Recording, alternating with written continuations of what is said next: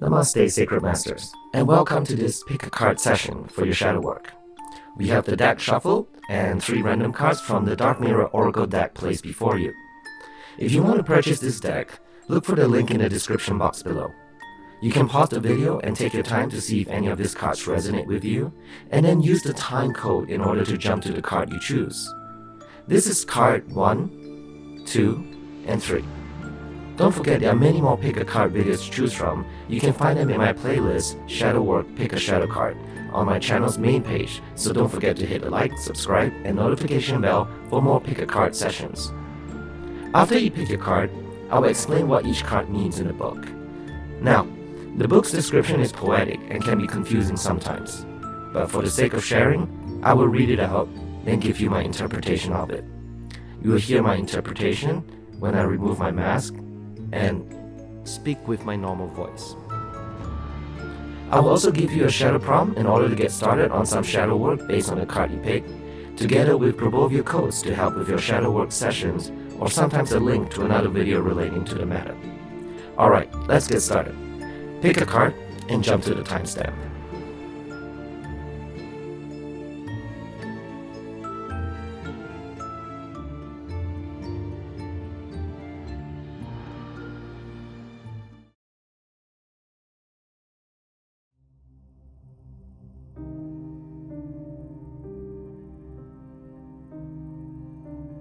You pick the card Queen of the World, represented by the full moon face.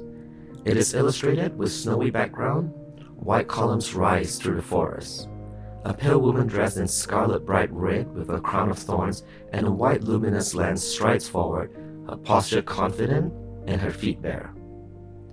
The sentence that resonates with this is, I am my world, and my world is me.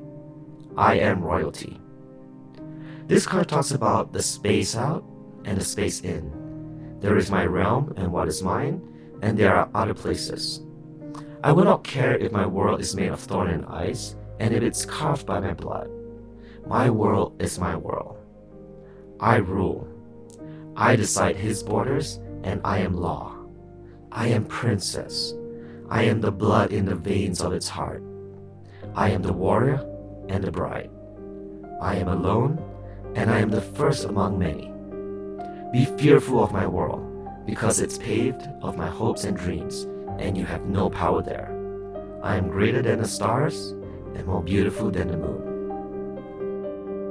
We are powerful and unique sentient beings. We feel right and at peace when we are performing at our peak and feeling at our best. When the opposite happens, we come crashing down on our knees. Oftentimes, it is the people around us that makes us feel less powerful than the authentic and true us. But what do you do when that happens? I know a lot of people try to stay positive in their heads, try to ignore situations so that they can stay in power within. But what you should be doing is preparing to face these situations truthfully and honestly. That's how we really stay in power. Ask yourself in this shadow prompt, what things can people say to bring you to your knees? Words do hold a lot of power. How can you begin to take the power out of these words? Those words, they can affect our thinking and our emotions. I have a whole video explaining how we can actually control that and master our emotions. You will want to click on this link, or I will post it in the description box too. Use the Grabovia code of 498518498 for strength and determination. If you want to know how to use Grabovia codes in your sessions for meditating or journaling, check out the link above or in the description box below. I hope this session gives you something to work on. Pick up your shadow journals and let's start finding our inner and true authentic self. I'll try to post more pick a card every week depending on my schedule, so that gives you some time to sit with your shadow prompt and begin working on positive changes to a new life. If you found something new about yourself, don't forget to comment and share with others as well. This not only helps build courage and self-esteem, but it also encourages others that they are not alone. I'll see you in the next session. Namaste.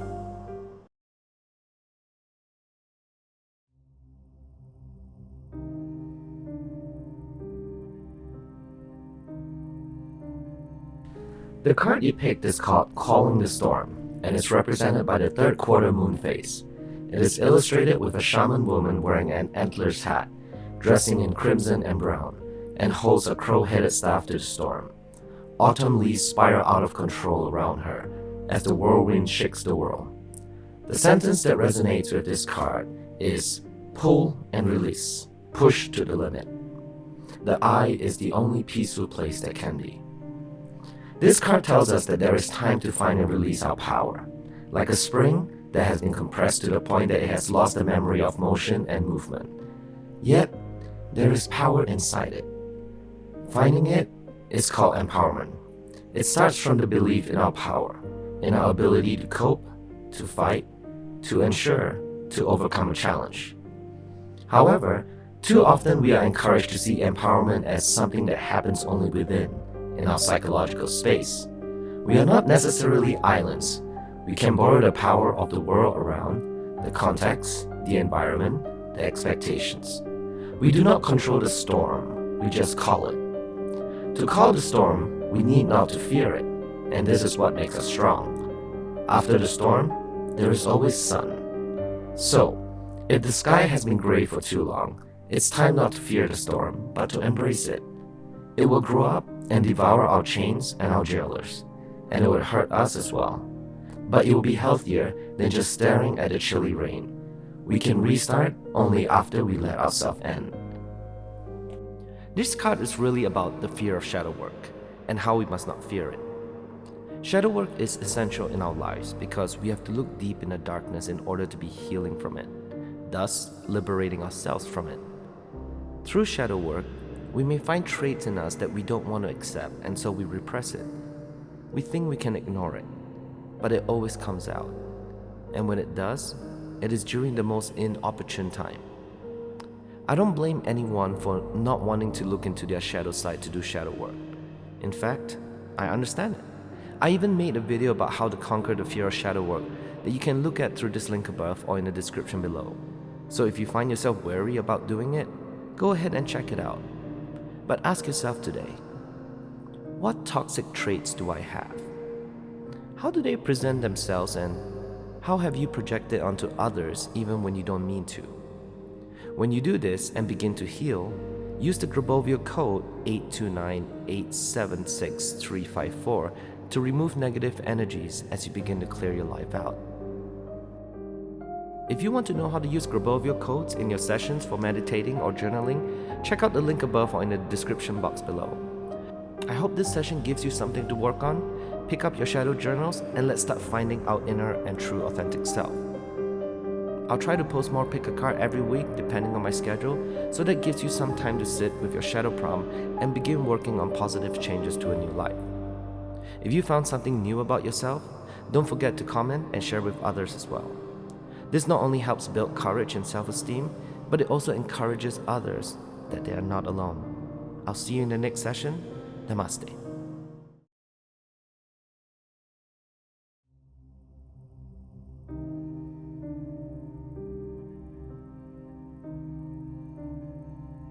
The card that you pick is Envious Gluttony, represented by the waxing gibbous moon, and is illustrated as a man with rotting sickly skin and yellow eyes. He dresses in tatters and sticky blood runs down his chin.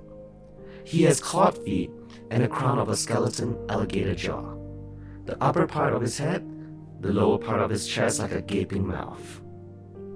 The sentence resonating with this card is, there is hunger sleeping just under the surface, like an animal lurking. This card is not just dark, it is unpleasant, sickly disgusting.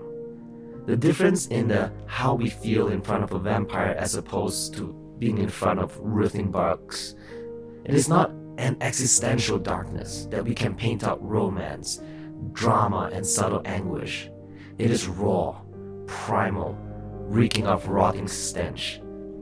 It feels like there is darkness, and in that black landscape, there is a hole leading to an even greater darkness. And that is a calling. The urge is pressed down every time, played with, toyed with, treated like something that doesn't belong here. It's like rolling in the mud, bringing out the twisted, refreshing feeling of demeaning oneself. The key is that we don't want to recognize the depth of the envy and the anger. We casted it out of ourselves, and now it's truly a parasitic monster, impossible to accept as something that came out of ourselves. What if we bring light to the pitch dark well? What if the scary monster is just a scrawny star feeling? What if it's just a little thing, dark tar, indeed, but to be sorry or not to be feared? This card is all about energy vampires and people that drain us. Most dangerous of all is the narcissist. Under the veil of love bombing, we quickly found our lives spiraling down through stonewalling, gaslighting, blackmail, and even having our friends turn against us. Our shadow prompt for this is obviously, who are the negative people in my life? You want to find out who is draining your energy or creating negative energies around you, and find some ways in which you can slowly let them go. It's not easy to leave a person, especially a narcissist, but there are many helpful resources that you can use online to help you through it. But for those of you who can let go, quietly do it with love, compassion, and forgiveness for them. Because almost all the time, they don't know what they're doing. Use the Grabovia code 829-876354 to remove negative energies as you begin to clear your life out. If you want to know how to use Grabovia codes in your sessions for meditating or journaling, check out the link above or in the description box below. I hope this session gives you something to work on. Pick up your shadow journals and let's start finding our inner and true authentic self.